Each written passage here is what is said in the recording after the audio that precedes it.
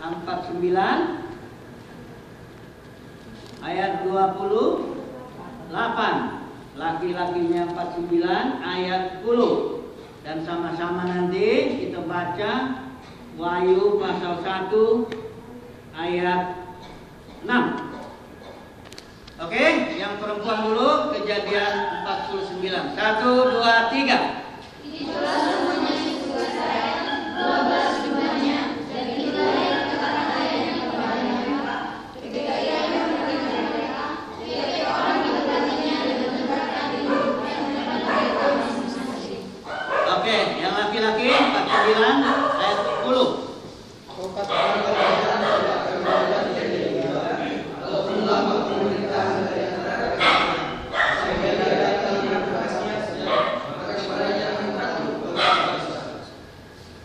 Sama-sama Wahyu pasal 1 ayat yang 6. 1, 2, 3. Menjadi imam-imam bagi Allah pada waktunya, bagi dialah kemuliaan dan kuasa sampai selama-lamanya. Baik, puji Tuhan. Silakan duduk. Hari ini kita akan belajar sedikit tentang berkat yang seharusnya saudara dan saya kejar. Ini berkat ini kita belajar dari Yakub yang pemberi berkat kepada ke-12 suku Israel. Dikatakan mereka dia memberkati mereka, artinya Yakub memberkati 12 anaknya masing-masing sesuai dengan berkatnya. Nah, secara khusus kita akan lihat di sini berkat Yehuda. Berkat Yehuda itu luar biasa. Semuanya diberkati ya.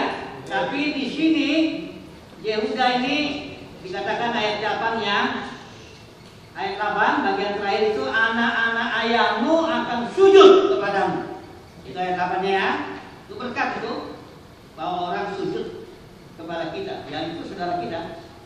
Ayat 10-nya dikatakan di sini tongkat kekuasaan tidak akan beranjak dari Yehuda, dan yang menentukan hukum di antara kedua kakinya sampai ketika Silo. Ini Silo itu Mesias artinya datang, maka kekatan bangsa-bangsa. Ini dahsyat sekali berkat Yehuda ini, artinya ada seorang nanti Silo Mesias dari suku Yehuda, di mana bangsa-bangsa taat kepadanya. Jadi ini berkat tongkat kerajaan. Kalau di kitab Wahyu tadi kita katakan, kita lihat bahwa Tuhan membentuk kita, ayat 6, menjadikan artinya membuat, membentuk menjadi raja-raja dan imam-imam bagi Elohim. Tapi yang kita nggak bicara yang imam, ini sekarang yang raja. Ini berkat. Dulu kita lihat siapa pemberinya. Pemberi berkat ini Yakub. Tentu kalau dia pemberi berkat, dialah yang memiliki 12 berkat itu. Ini luar biasa. Yakub beda dengan Ishak. Ishak, bapaknya ya. Ishak ini diberkati juga. Karena dia anak Abraham, Ishak ini diberkati. Tapi dia ini tidak dibentuk Tuhan, tidak didisiplin. Sehingga walaupun Ishak ini diberkati, ketika dia memberkati, sedikit yang dia miliki. Ada dua anaknya, Esau dengan Yakub. Kita tahu waktu Ishak mau berkati Esau, dirampas sama Yakub, dan Esau teriak minta berkat lagi, Ishak nggak punya lagi. Ishak bilang, apalagi yang bisa kuberikan? Aku cuma punya satu itu. Celaka saudaraku, anak dua, berkat cuma punya satu. Kenapa? Ishak ini karena gak dibentuk Tuhan. Ishak ini punya penglihatan rohani yang agak buram, ya. Lain dengan Yakub itu udah buta, udah nggak bisa ngeliat lagi. Waktu datang Yusuf bawa Efraim dengan Manasye, dia gini kan tangannya. Karena dia punya pemahaman bahwa si Efraim akan lebih tinggi daripada Manasye. Ini Efraim ini itulah yang Yosua yang bawa Israel masuk. Tadinya bait suci itu ditaruh di Silo, di kotanya Yosua itu Efraim, tapi dipindahkan ketika Epameli dan lari ke suku Yehuda. Jadi si Yakub ini punya penglihatan mantap sekali. Anaknya 12 punya 12 berkat, ya, masing-masing dikasih berkat. Jadi, saudaraku, kita harus dibentuk Tuhan. Jangan cuma diberkati berkati, dikasih ini, kasih itu, kayak Ishak makin kaya. Alkitab bilang dia tambah kaya terus. Ya, tapi karena dia nggak dibentuk Tuhan, nggak diproses Tuhan, maka Ishak tidak punya pandangan rohani dan berkat spiritualnya sangat sedikit. Ya, jadi saudara jangan merasa susah kalau dibentuk Tuhan. Memang menderita dibentuk Tuhan itu. Makin dibentuk makin mahal kau. Contohnya besi. Kalau besi ditempa jadi tapak kuda, itu harganya nggak terlalu mahal. Betul? Ditempa lagi jadi jarum, makin mahal. Ditempa lagi jadi alat arloji itu yang kecil-kecil itu makin mahal. Ya, saudara dan saya makin ditempa, makin dibentuk, makin dihajar, makin mahal. Di hadapan Tuhan. Anak muda mesti digenjot, dihajar berkali-kali. Contohnya Yakub. Ini Yakub dihajar ini. Ini tadinya dia anak mami, karena dia ini suka dikemah, masak-masak, kebanji-banjian lah ya. Beda dengan Esau yang gagah, pemburu. Yakub ini agak kebanji-banjian. Setelah itu karena dia mencuri berkat, Esau membunuh, dia kabur. Nah, selama 20 tahun itulah dia dibentuk Tuhan habis-habisan. Kerja dia sama pamannya itu, Laban itu sebenarnya. Jadi dia kerja karena dia cinta sama si Rahel. Cinta sama si Rahel, setengah mati dia cinta. Suruh ditanya, gimana caranya saya dapetin Rahel ini, katanya sama Laban. Kau kerja dulu 7 tahun. Kerjalah sejak 7 tahun. 7 tahun itu kerja nggak dianggap, hanya dianggap beberapa hari karena cintanya itu. Mungkin Rahel pada itu usianya masih 13-an tahun. Dan setelah itu, mungkin di sana karena belum ada listrik, nikahlah mereka. Si Laban itu dikasihlah si Lea. Lea nggak terlalu cakep. Itulah saya bilang karena nggak ada listrik, ya itu memang pengaturan Tuhan juga. Yakub baru tahu paginya. Apa ini? Halo, dia bilang dia langsung. Dia sangat sakit sekali. Bayangkan 7 tahun kerja hanya untuk dapetin jodoh. Kalau Ishak enggak. Dia cukup jalan-jalan. Abraham sudah siapkan Ribka, datang. Mantap. Sore-sore itu jalan. Langsung dia lihat cinta dia, masukkan bawa kamar, selesai. Tak perlu susah. Nah, bahagialah kamu kalau kau babak belur cari jodoh. Itu sudah dibentuk Tuhan. Kau jatuh cinta, putus. Oh, jadi Tuhan. Ayo paling senang kalau melihat orang putus cinta anak muda. Ya, jangan asal jangan jantung diri aja. Ya, putus. Oi, Jos. Puji Tuhan, Jos. Ya. Itu sudah dibentuk. Biar kau agak kurus sedikit. Ya. 2-3 kali dibentuk makin bagus. Makin bagus. Kau yang dapat pacar jangan ketawa kau enggak sedang dibentuk kau sedang dapat berkat. Lain hati-hati saya Ishak. Ya. Berbahagialah kamu yang saat ini bertepuk sebelah tangan. Diam-diam kau jatuh cinta, yang ini cinta bagus. Rasainlah itu. Rasakanlah itu bentukan Tuhan itu. Mantap. Yakub ini sakit hati sekali dia. Ketika dia bangun pagi ternyata salah. Dia datang sama Laban, gimana ini? Ya biasa, namanya orang menipu ya ketipu. Ya Laban bilang boleh kalau dapat si Rahel kerja 7 tahun lagi ya. Tapi harus dikasih si Rahel. Tapi tambah 7 tahun. Jadi 14 tahun hanya untuk dapat jodoh. 14 tahun jadi bijak bulan. Maaf ya kerjanya tuh di tengah panas domba itu melahirkan, digembalakan. 14 tahun hanya untuk dapetin Rahel.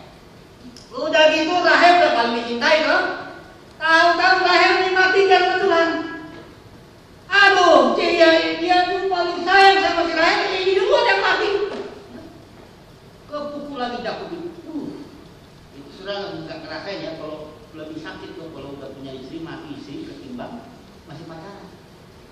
Karena kalau udah dengan istri mau nggak mau deket. Ya, dia pun sering berantem, makan sama, tidur sama, makan ke toilet sama. Kita lihat dia bangun tidur mukanya kayak apa itu semuanya sama. Terus dipisahin, tanya-tanya orang yang itu.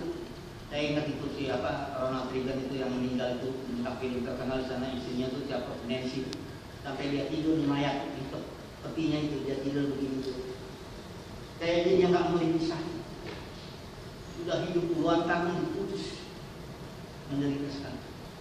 Jadi Yakub itu nangis sampai dibangunlah kubur Rahel. Itulah penderitaan Yakub. Sudah gitu dia punya anak yang disayangi Yusuf ditipu lagi, dibilang kamu Yusufnya anakmu dimakan binatang buas. Wah, saya udah kalau saya dibilang orang datang bawa penipu, kalau datang orang bawa baju berdarah ini David, anakmu, aduh, saya kira bukan lagi nangis, saya udah bukan lebih pingsan, lebih bagus mati aja. Kalau saya dengar itu kabar begitu, si Yakub nangis berhari-hari begitu. Walaupun ditipu ternyata, tapi kan sakitnya dia sama aja kan. Nah, bayangkan ya. Dihajar Yakub itu terus, dihajar, tapi setelah dia Tuhan, nah ini dia. Firaun pun datang minta berkat sama Yakub. Jangan salah, bukan Yakub yang minta berkat ini sama Firaun, bukan. Firaun datang diberkati sama Yakub. Itu luar biasanya Yakub itu, ya.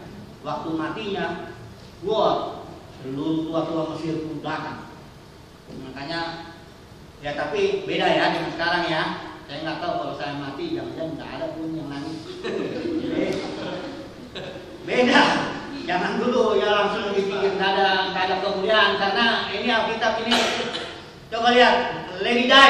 Ya, waktu itu Lady Di dia sedang selingkuh sama si Dodi Al-Fayed, anaknya Muhammad Al-Fayed Silo. Dia dikejar paparazzi yang foto yang apa? Kaburlah mobilnya cepat. Mati nabrak, matinya. Itu dalam kondisi dia sedang selingkuh dari pengacara. Pengacara juga tukang juga sama itu. Waktu matinya dianya itu, seluruh Inggris kayaknya dibacakannya 1 Korintus 13. Ayo itu tahu. Udah lahir kalian bermain kan? Lady Di itu, luar biasa 1 Korintus 13. Padahal sedang selingkuh. Dunia ini memang gitu. Orang yang nggak layak dihormati. Orang yang harusnya dihormati, ya kita ini, harusnya dihormati. Tapi Alkitab ini enggak. Memang Yakub layak dihormati seluruh tua-tua Mesir menghormati dia. Karena Yakub ini seorang yang berharga sekali Yakub ini. Karena dia dibentuk Tuhan, dihajar Tuhan, dia punya berkat. Dan berkatnya nggak meleset. Dia kasih Yehuda itu, dia bilang Yehuda kau lebih di atas ini. Padahal sebenarnya waktu masuk ke tanah perjanjian itu Yusuf, Efraim itu, Yosua itu keturunan suku Efraim. Aturannya kelihatannya dia kayaknya nih yang bakalan memerintah. Kalau enggak meleset, jadi Yehuda. Benar, membuat dahsyat ya. Mau nggak kayak Yakub? Yang aneh cuma Yakub, mau nggak putus cinta? Puji Tuhan. Karena kalau anak muda, bentukan yang paling mantap buat anak muda tuh diputusin pacar. Pokoknya kira-kira yang begitu. Ini yang paling mantap karena itu yang paling sakit. Betul? Amin. Alex jangan senyum-senyum gitu Lex. Mentang-mentang lagi dapat berkat. Jangan gitu Lex. Ntar ada giliran lo. Ada, ya. Berbahagialah kamu. Kalau saat ini kalau saya tindas baguslah kau. Makin saya tindas kau makin dibentuk Tuhan. Berbahagialah kamu yang mengeluarkan air mata sekarang ini. Ya, kau akan dihibur kata Tuhan. Ya, betul? Inilah Yakub ini berkatnya dahsyat loh. Tadinya saya pikir juga wah meleset di Yakub ini karena jelas itu Efraim itu udah baik segitu. Tapi karena ada Imam Eli itu gagal. Tidak, kok pindahnya ke Yehuda gitu. Padahal banyak suku itu. Itulah bayangkan, buat itu nggak meleset. Dahsyat ya pandangan Yakub ini. Nah, yang mau saya sampaikan, saudara saya juga sedang dibentuk Tuhan untuk menjadi imam imam-imam dan raja. Saya bilang bicara raja ini. Raja ini punya otoritas, ya punya. Nah ini otoritas ini nanti di zaman berikutnya.